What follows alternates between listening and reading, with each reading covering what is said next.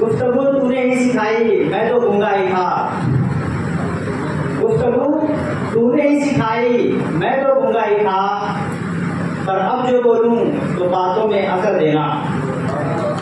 صلو علی الحبیب، صلوات علی محمد و آل محمد۔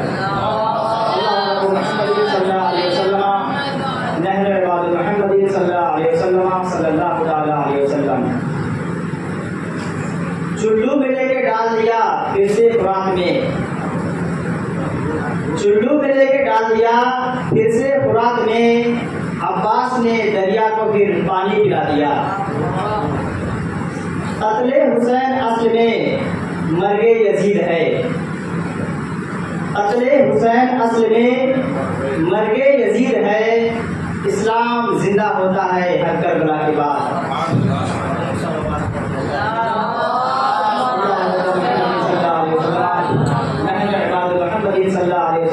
صلی اللہ تعالی علیہ وسلم۔ معزز سامعین کرام، خطبہ مسنونہ کے بعد جس آیت مقدسہ کو میں نے اپنا عنوان سفر بنایا ہے، باری تعالیٰ قرآن مقدس میں ارشاد فرماتا ہے وَمَا خَلَقْتُ الْجِنَّ وَالْإِنسَ إِلَّا لِيَعْبُدُونِ، I have not created the human but I have done for worship of myself۔ ہم نے انسانوں کو اور جناتوں کو صرف اور صرف اپنے عبادت کے لیے پیدا کیا، کریٹ کیا، بنایا۔ اس آیت مقدسہ کی اگر وضاحت کی جائے، تفسیر کی جائے، اس کا خلاصہ بیان کیا جائے اور اسلام میں جتنے رسومات نافذ کیے گئے مثبت طریقے سے ان سبھی کا جائزہ لیا جائے تو ان تمام رسوم، ان تمام حقائق میں وادی درب و بلا کے جانب اگر آپ گامزن ہوتے ہیں، وہاں سے جو ہمیں پیغام ملا وہ عبادت کا پیغام ملا۔ حضرت امام حسن و حضرت امام حسین رضی اللہ عنہما نے انسانیت کا جو پیغام ہم تک پہنچایا وہ ایک ایسا میسج ہے کہ ہم مسلمان کبھی اسے فراموش کر ہی نہیں سکتے۔ وادی درب و بلا اس وادی کا نام ہے جہاں پر حق و باطل کے مابین خط امتیاز کھینچ دیا گیا تھا۔ What is there true and false? There is a line between both۔ دونوں کے مابین ایک لائن کھینچ دی گئی۔ یزیدیوں کا کہنا تھا کہ حضرت امام حسین ان کے ہاتھ پہ بیعت کر لے، یعنی جھوٹ کو قبول کر لے، اور حضرت امام حسین اس بات پر ڈٹے رہے کہ حق کے دامن کبھی چھوڑیں گے نہیں اور اس بات پہ مستحکم رہیں۔ یہاں تک کہ انہوں نے اس چیز کا بھی عزم کر لیا تھا کہ اگر ناموس رسالت کے لیے، اسلام کی حفاظت کے لیے، ایمان کی تحفظ کے لیے اگر میری جان بھی چلی جائے تو یہ منظور ہے، لیکن ہاتھ سے دامن مصطفیٰ نہیں جانے دیں گے۔ معزز سامعین کرام، ہم تمام مسلمانوں پر کرب و بلا کا منظر ہمارے ذہنوں میں ہونا چاہیے، ہمارے اذہان میں ہونے چاہیے، ہمارے تھنکنگ پاور میں ہونی چاہیے، ہماری سوچوں میں ہونی چاہیے، ہماری ڈیلی روٹین لائف ایکٹیویٹیز میں ہونا چاہیے۔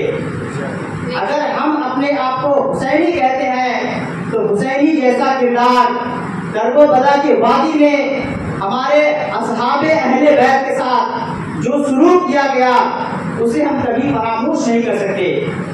اگر اسلام وہاں مسمار ہو گیا ہوتا تو آج ہم تک کرب و بلا کا میسج نہیں پہنچتا، بلکہ اصحاب اہل بیت نے اپنی زندگی کا ایک ایک خون کا قطرہ قربان کر کے اسلام کو محفوظ دائرے سے ہم تک پہنچایا۔ تو ہماری بھی یہ ذمہ داری بنتی ہے کہ کرب و بلا کے وادی میں ہونے والے واقعات اور ان شہداء کے زندگی کے ہر ایک خون کے قطرے کی ادائیگی ہر لمحے کرنی چاہیے۔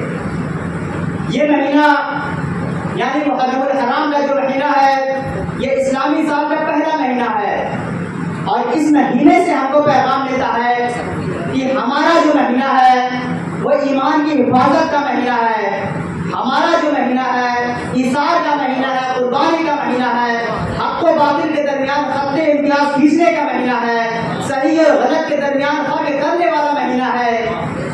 اگر اس مہینے کا آغاز آپ صحیح طریقے سے نہیں کیے، جس طرح ایک انسان جب گناہ کرتا ہے، گناہ کرنے کے بعد اگر وہ توبہ کرتا ہے وہ گویا ایسے ہی ہو جاتا ہے جیسا کہ اس نے کبھی گناہ کیا ہی نہیں۔ تو ہمارے لیے بھی ہر سال یہ فرض ہو جاتا ہے کہ توبہ استغفار کر کے اور اس مہینے کی شروعات سے ہی ہمیں اچھے کام کرنے چاہیے اور حق و باطل کے درمیان ہمیں امتیاز کرنا چاہیے، غلط کیا ہے صحیح کیا ہے۔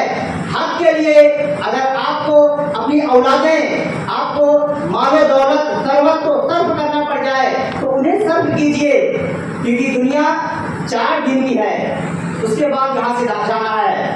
الدنیا سجن للمؤمن والجنہ للکافر۔ دنیا کیا ہے؟ مومن کے لیے قید خانہ ہے اور کافروں کے لیے جنت ہے۔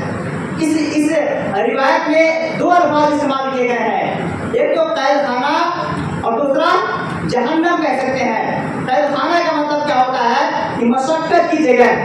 اگر اس دنیا میں آپ مشقت اٹھا رہے ہیں جو کہ ہماری زندگی کچھ محدود ایام کے لیے ہے، محدود سالوں کے لیے ہے، یہاں پہ اگر آپ حضرت امام حسن، حضرت امام حسین و دیگر شہدائے کربلا کے بتائے ہوئے نقش قدم پہ چل کر کے اپنی زندگی کو گزار دے رہے ہیں تو اس کے بعد کی جو زندگی ہے وہ بہت ہی فرحت و شادمانی کے ساتھ گزرنے والی ہے، بہت ہی خوشیوں کے ساتھ گزرنے والی ہے۔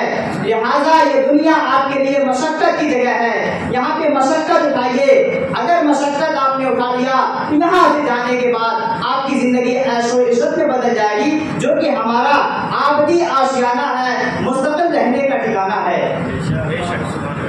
حضرت امام حسین رضی اللہ تعالیٰ عنہ کی شایان شان یوں سمجھ سکتے ہیں کہ حضور صلی اللہ تعالیٰ علیہ وسلم ارشاد فرماتے ہیں، انا مدینۃ العلم وعلی بابها، I am knowledge of the city and Ali is its door۔ 2 الفاظ کا استعمال کیا گیا ہے کہ میں علم کا شہر ہوں اور علی اس کا دروازہ۔ مثلا یوں سمجھ لیا جائے کہ اگر کوئی کلاس روم ہے اور اس کلاس روم میں آپ کی کوئی بک رکھی ہوئی ہے، کتاب رکھی ہوئی ہے، اسے آپ لینا چاہ رہے ہیں، دروازہ بند ہے، اب یہاں پہ اس دروازے کو کھولے بغیر اس کتاب کی حصولیابی آپ نہیں کر سکتے، اس کتاب کو آپ نہیں لے سکتے۔ لہذا اس کتاب کو لینے کے لیے اس دروازے کا مغلق دروازہ جو ہے، بند دروازہ جو ہے، اس کا کھولنا ضروری ہے۔ تو علی، حضرت علی رضی اللہ عنہ کو حضور صلی اللہ علیہ وسلم نے اپنے علم کے خزانے کی، دروازے کی، یا کہہ سکتے ہیں کمرے کی، مخزن کی کنجی بتایا۔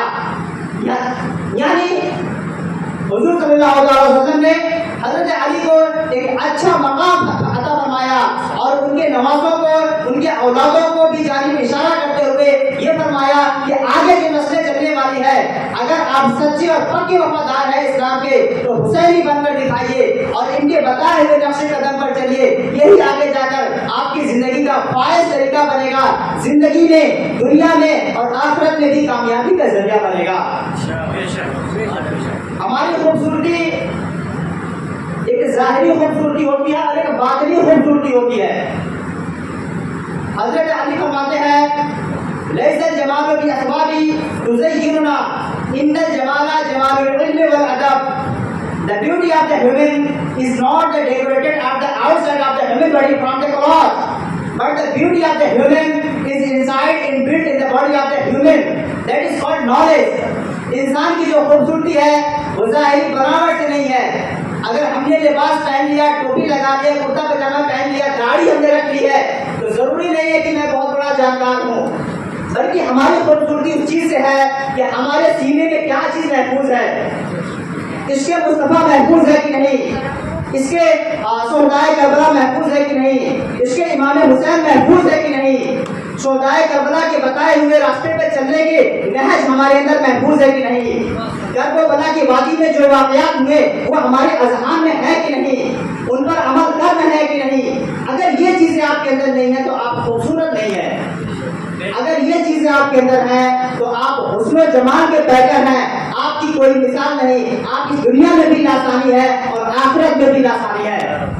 لہذا عشق مصطفیٰ، عشق شہدائے کربلا اور اسلامی طریقے سے بتائے گئے رسومات کو اپنی زندگی میں نافذ کیجیے اور ایام عشرہ میں اپنے آپ کو غموں کے حالت میں گزارنے کی کوشش کیجیے، کیونکہ اس مہینے میں ہم نے وہ میسج حاصل کیا کہ اگر وہاں پہ ان کے قدم لڑکھڑا جاتے تو حق و باطل کے درمیان ہم فرق نہیں کر پاتے۔ فرق کرنے کے لیے بڑی مشقتیں انہوں نے اٹھائی، حق کے جانب ہمیشہ گامزن رہے، حق کا دامن کبھی اپنے ہاتھ سے چھوٹنے نہیں دیا۔ تو ہمارے لیے بھی ذمہ داری ہے، ہم حسینیوں کا بھی یہ فریضہ بنتا ہے کہ اس چیز کو یاد رکھیں اپنے اذہان میں، اپنے اعمال میں، اپنے حسن و سلوک میں، تاکہ ہم میدان محشر میں جواب دے سکے کہ ہمارے اصحاب اہل بیت نے، شہدائے کربلا نے اسلام کی حفاظت کے لیے جو اقدام اٹھائے تھے، ان کے بتائے ہوئے نقش قدم پہ چل کر ہم لوگوں نے بھی انہیں کبھی فراموش نہیں کیا۔ جب جب محرم الحرام کا مہینہ آیا ہم نے انہیں یاد کیا، ان کے اذکار کیے، ان کے دیے گئے خون کے قطرے کا انجام جو تھا وہ ہم نے ادا کرنے کی کوشش کی۔ اے اللہ ان تمام اصحاب اہل بیت، شہدائے کربلا، حضور صلی اللہ تعالی وسلم کے صدقہ طفیل، حضرت امام حسن و حضرت امام حسین رضی اللہ تعالی عنہما کے صدقہ طفیل تمام مسلمانوں کی مغفرت فرما۔